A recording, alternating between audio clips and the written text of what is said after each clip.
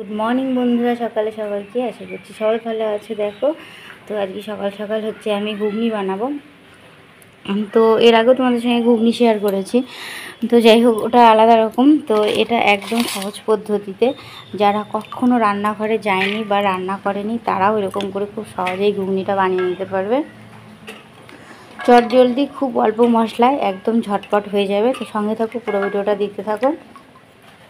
আমি ছোলা আর মটরটাকে রাত্রিবেলায় ভিজিয়ে রেখেছিলাম। তো এখন হচ্ছে ফটাফট প্রেসারে দিয়ে একটা সিটি মেরে নেব। তো এখানে আমি সব ছোলা মটরগুলো তুলে নিয়ে পুরো 2 বাটির মতো জল দিয়ে দিয়েছি। এখন এটাকে ঢাকা দিয়ে দেবো। তো আমি গ্যাসের উপরে প্রেসারটা দিয়ে দিয়েছি আর গ্যাসটাও জ্বালিয়ে নিলাম। তো এর মধ্যে আমি কী করব, এই যে অল্প পরিমাণ একটু লবণ দিয়ে দিচ্ছি।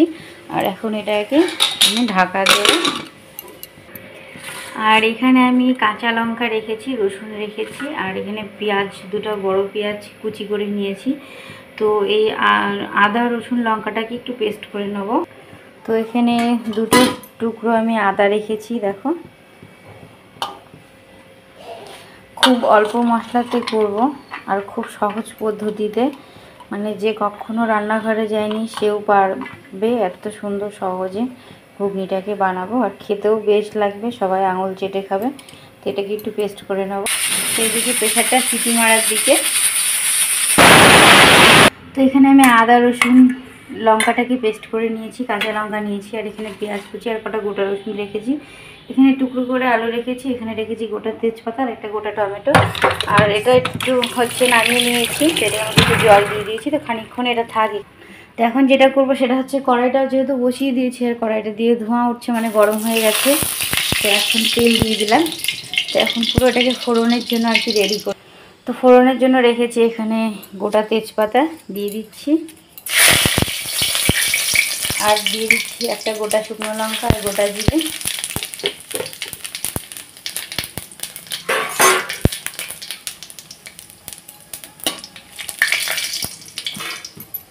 তো ফোড়নটা আমার সুন্দর কালার, মানে লাল হয়ে এসছে। তো এখন দিয়ে দিলাম শুকনো করা আলুটা, দিয়ে দিচ্ছি 1 চামচের মতো লবণ,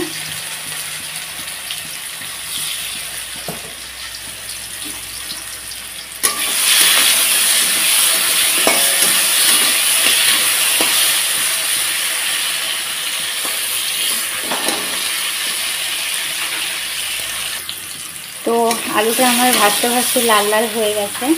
তো এখানে আমি পেঁয়াজ কুচি 2টো রেখেছিলাম, পুরো পেঁয়াজ কুচিটা দিয়ে দিলাম।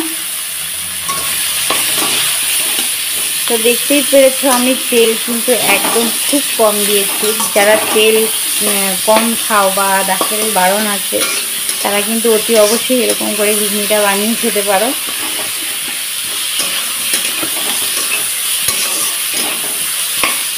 তো এখন আমি পেঁয়াজটাকে এটার সঙ্গে সুন্দর করে লাল করে ভেজে নেব।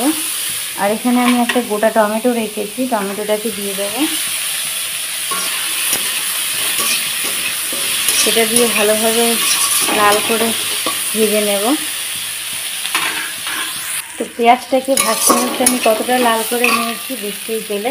তো এখানে আদা রসুন লঙ্কাটা দিয়ে পেস্ট করে রেখেছি, এটা এখন দিয়ে দিলাম।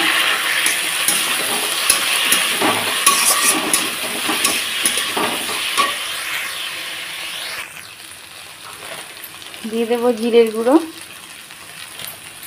দিয়ে দিচ্ছি হলুদ গুঁড়ো, দিয়ে দেবো একটু ধনিয়ার গুঁড়ো,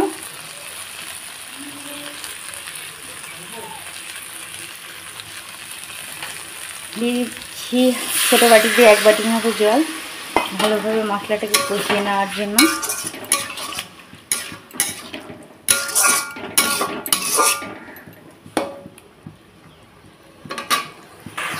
তো বন্ধুরা দেখতেই পাচ্ছ মশলার কালারটা কিন্তু খুব সুন্দর এসছে। খুব একটা কোনো মশলাই আমি দেইনি। তো তোমরা চাইলে লঙ্কার গুঁড়ো অ্যাডজাস্ট করতে পারো, কিন্তু আমি দেবো না। তো দেবো না এই কারণেই, কারণ আমাদের বাড়িতে সবারই ডাক্তার বলেছে তেল ঝাল মশলা কম খেতে। তো যার জন্য আর কি লঙ্কার গুঁড়ো আমি একটু কমই দিই তরকারিতে। তো এখন দেখো টমেটোটাও সুন্দর গলে কালার এমনি সুন্দর এসছে। তো এদিকে আমার মশলাটা সুন্দর কষানো হয়ে গেছে। এদিকে ছোলার ঢাকাটাকেও আমি খুলে দিয়েছি। জলটা কিন্তু খুব একটা সুন্দর কালার দিয়ে এসছে তা না। এদিকে মটরটা আমার এই যে এরকম সুন্দর নরম সেদ্ধ হয়েছে। কিন্তু তোমরা চাইলে মটরটাকে দিয়েও ভাজতে পারো, কিন্তু ভাজবো না আমি।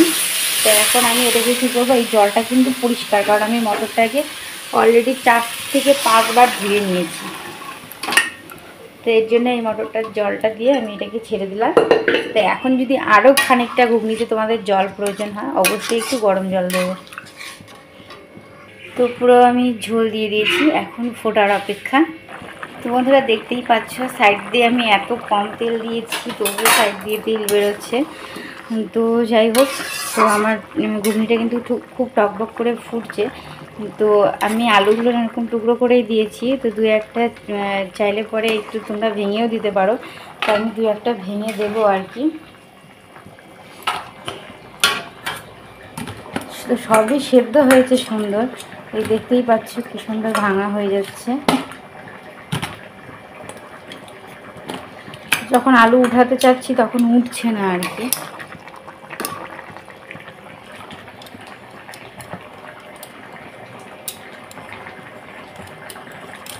তো এইভাবে হালকা একটু করে দিলাম।